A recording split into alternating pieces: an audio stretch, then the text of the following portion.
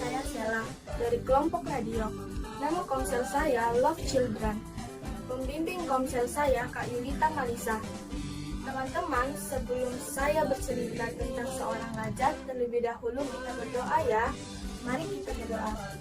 Tuhan Yesus, saat ini saya akan bercerita tentang firman-Mu, berkati dan mampukan saya. Haleluya, amin. Tahun-tahun berlalu lagi. Anak Rut dan Boas semakin dewasa. Ia sudah menikah dan mempunyai anak dan cucu-cucu. Salah seorang cucunya ialah Daud. Daud anak bungsu dan ia tinggal di Bethlehem. Dan Daud mengurus kawanan domba-domba ayahnya. Ada seorang nabi yang bernama Samuel. Ia diberitahu oleh Tuhan, pergilah ke Bethlehem, urapi Daud, seorang gembala muda. Itu tanda bahwa ia kelak akan menjadi raja Israel. Kemudian pecah perang. Bangsa Filistin ingin sekali mengalahkan bangsa Israel. Raja Saul memanggil tentara-tentaranya. Kakak-kakak Daud juga pergi berperang melawan bangsa Filistin. Beberapa waktu kemudian, Daud pergi menengok abang-abangnya. Ia mendengar bahwa Raja Saul dan tentara-tentaranya takut. Sebab setiap hari seorang yang berbadan besar sekali muncul dari barisan Filistin dan maju ke depan untuk melawan bangsa Israel. Nama orang itu Goliat, tingginya sekitar 3 meter. Dia memakai helm dan baju dari besi. Dan senjatanya tombak dan pedang yang sangat begitu besar. Dia berteriak, "Ayo, siapa yang berani melawan aku?" Goliat itu tertawa, "Hahaha, tidak ada yang berani. Kalian takut bukan?"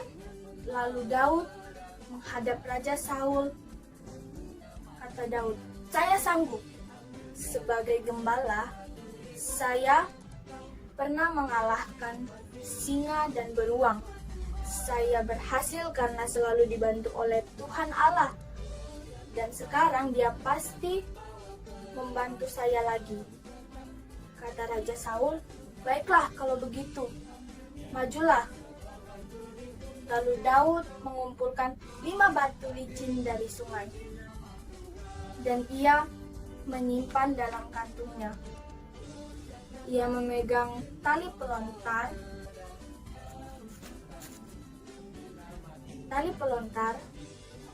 Ketika Goliat melihat Daud, ia berteriak, "Hei anak, ayo maju."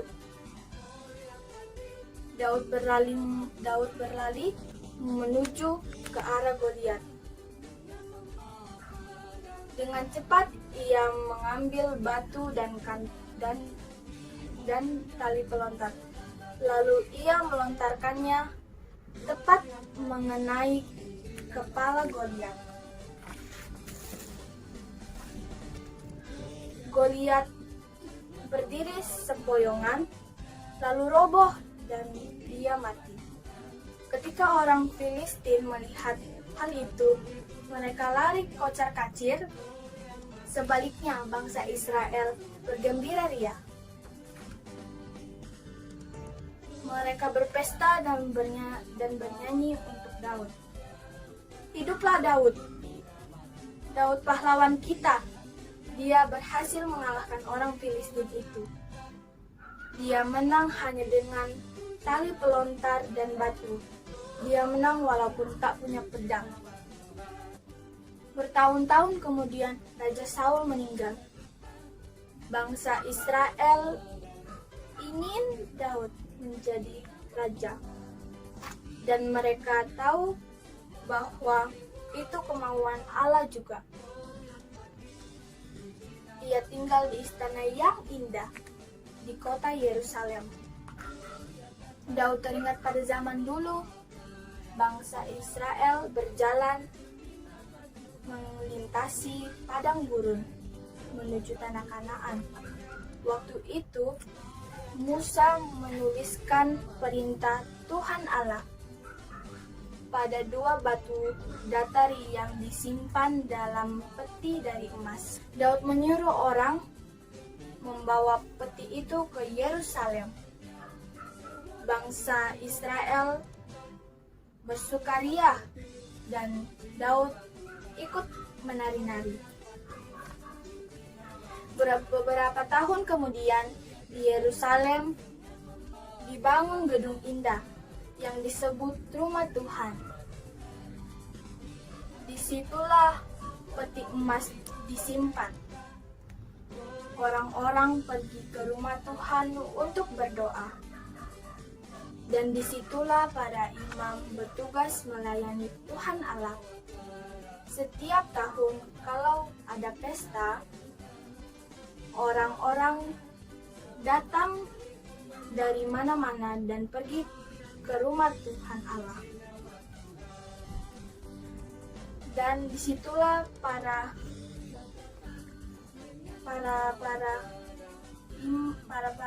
dan disitulah mereka mengucapkan syukur kepada Tuhan karena Ia menolong dan memelihara mereka. Demikianlah cerita kita.